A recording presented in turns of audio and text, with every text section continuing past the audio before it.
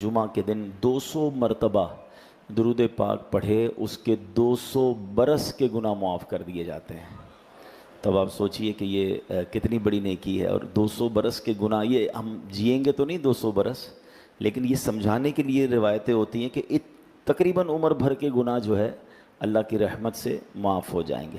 اچھا، جہاں جہاں یہ عمر بھر کے گناہ یا کئی سالوں کے گناہ معاف کرنے کی حدیثوں میں بات ہوتی ہے، تو علماء فرماتے ہیں اس سے مراد یہ ہے کہ صغیرہ گناہ معاف ہو جائیں گے۔ اب جو کبیرہ گناہ ہوتے ہیں نا، بڑے گناہ جو ہوتے ہیں، یہ توبہ سے معاف ہوتے ہیں۔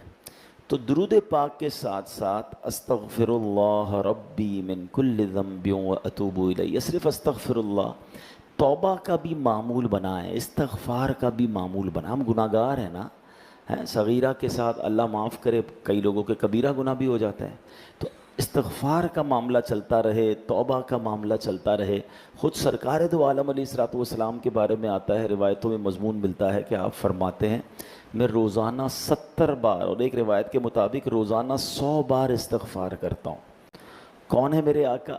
نبی پاک سے تو گناہ ممکن ہی نہیں ہے نا، آپ تو معصوم ہیں، آپ کے صدقے ہماری مغفرت ہونی ہے، مگر آپ فرماتے ہیں میں استغفار کرتا ہوں۔ یہ میری اور آپ کی تربیت کے لیے نا، اور ہم گناہوں کا انبار سر پہ لے کر بیٹھے ہیں، مگر توبہ ہی نہیں کرتے، استغفار ہی نہیں کرتے، اللہ سے معافی نہیں مانگتے۔ What is the meaning of استغفار؟ اللہ سے معافی مانگنا ہے نا، رب کو بڑا پسند ہے بندہ معافی مانگے، توبہ کرے، شرمندہ ہو۔ تو اللہ کرے کہ دن کا کوئی، کم از کم سونے سے پہلے ہی بندہ پورے دن کے اعمال پر نظر اٹھائے اور نظر دوڑا کر اللہ سے معافی مانگ لے۔ ہمارے امیر اہل سنت مولانا الیاس قادری صاحب نے تو ایک بڑا پیارا طریقہ بتایا ہے کہ روزانہ سونے سے پہلے صلاۃ التوبہ پڑھ لی جائے۔ ماشاءاللہ کئی عاشقان رسول کا یہ انداز ہے کہ عشاء کی نماز پڑھ لی، یا تو عشاء کے بعد ہی صلاۃ التوبہ پڑھ لی، پوری عشاء پڑھ لی 2 رکعت، یا اللہ آج کے دن کے زندگی کے سارے گناہ معاف فرما، توبہ کی نیت سے 2 رکعت پڑھ لیں، بڑا اچھا عمل ہے۔